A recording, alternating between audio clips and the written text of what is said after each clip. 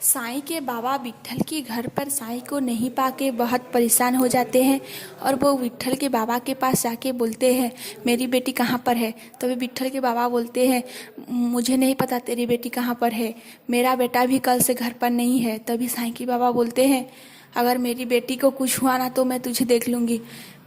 मेरे पास तेरे बेटे के नाम का अरेस्ट वारंट है, उसने मेरी बेटी को किडनैप किया है, मैं उसे अरेस्ट जरूर करूँगा और इस बार तू कभी उसे बचा नहीं पाएगा।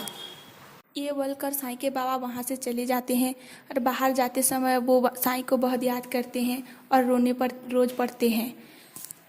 तभी दूसरी तरफ दिखाया जाएगा कि सम्राट ने जो फ़ोन पे रिकॉर्ड किया था उस पाकी सुनकर बहुत हैरान हो जाती है और वो अपने आप को बहुत गिल्टी फील करती है और वो विराट को बोलती है, मुझे तुम्हारे मोबाइल नंबर को ब्लॉक नहीं करना चाहिए था, मुझसे बहुत बड़ी गलती हो गई है विराट, मुझे माफ़ कर दो। चलो हम घर वालों से बता देते हैं कि हम दोनों एक दूसरे से प्यार करते हैं।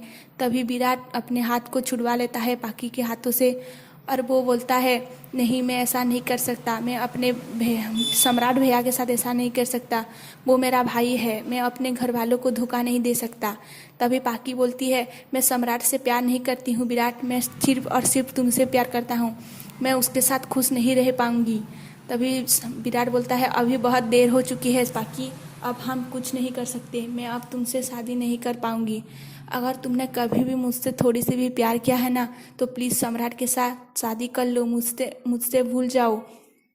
पाकी विराट को बहुत समझाने की कोशिश करती है लेकिन विराट नहीं मानता है। तभी उसी वक्त पाकी की माँ और बाबूजी पहुँच जाते हैं। तभी पाकी उसके माँ बाबूजी के पास जाता है और बोलता है, ये वही विराट है बाबा जिसे मैं नासिक में मिला था।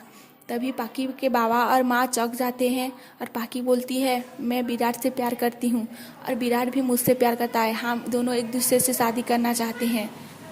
तभी पाकी की माँ बोलती है, ऐसा नहीं हो सकता, हम ऐसे कैसे रिश्ते तोड़ सकते हैं और फिर उसकी छोटे भाई से तुम्हारा रिश्ता नहीं जोड़ सकते हैं, तुम्हारा और सम्राट का कार्ड छप चुका है और अब ये शादी नहीं तोड़ सकती, तुम्हारे हाथों में सम्राट की नाम की मेहंदी भी लग चुकी है। तभी पाकी बोलती है, तो लग चुकी है तो क्या हुआ, विराट का नाम की भी मेहंदी लग जाएगी, मेरी खुशी से बढ़कर कुछ भी नहीं है, मैं सम्राट के साथ खुश नहीं रह पाऊंगी माँ। तभी विराट चुपचाप खड़ा रहता है। तभी दूसरी तरफ दिखाया जाता है कि साईं वहीं से छूट जाने की कोशिश करती है। तभी विट्ठल आ जाता है और साईं को चिढ़ाने लगता है। साईं गिनने वाली होती है, विट्ठल उसे पकड़ लेता है। साईं बोलती है, प्लीज़ विट्ठल मुझे मेरे बाबा के पास जाने दो। वो विट्ठल से बहुत रिक्वेस्ट करती है लेकिन साईं उसकी बातों का नहीं मानता है।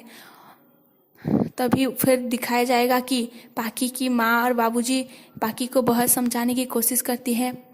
पाकी की बाबूजी बोलते हैं, मेरी खुशी सिर्फ तुमसे है बेटा, अगर तुम खुश हो तो मैं खुश हूँ, तुम अगर ये शादी नहीं करना चाहती हो तो मत करो, लेकिन ये फैसला अब हम दोनों के हाथ में नहीं है, ये फैसला अब विराट के हाथों में है, विराट क्या चाहता है ये मायने रखता है।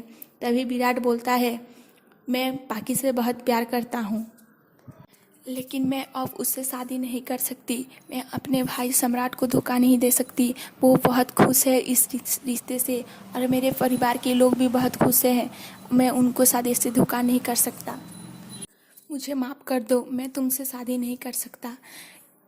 और वो वहाँ से चला जाता है। विराट और सनी जा रहे होते हैं कार में। तभी विराट बहुत गिल्टी फील कर रहा होता है। तभी सोनी बोलता है, ये सब मेरे वजह से हुआ है, अगर मैं पाकी को मैसेज कर देता तुम्हारे बारे में तो ये सब कुछ नहीं होता। तभी विराट बोलता है, नहीं सनी, ये सब कुछ मेरे वजह से हुआ है, अगर मैं नासिक में पाकी को प्रपोज कर दिया होता तो ये सब कुछ नहीं होता।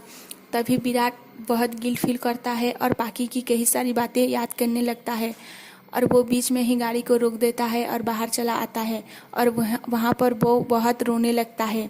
तभी शाम हो जाती है, साईं सो जाती है, साईं सोते हुए दिखाई जाती है लेकिन साईं वहीं पर नहीं सोती है। विट्ठल आता है और दिखता है, साईं सोने की एक्टिंग करती है। तभी विट्ठल का कल आता है और वो कल अटेंड करने के लिए बाहर जाता है। तभी साईं मौका देखकर वहाँ से चले जाने की कोशिश करती है और वो वहाँ से गुंडों से छुपती हुई जाती है।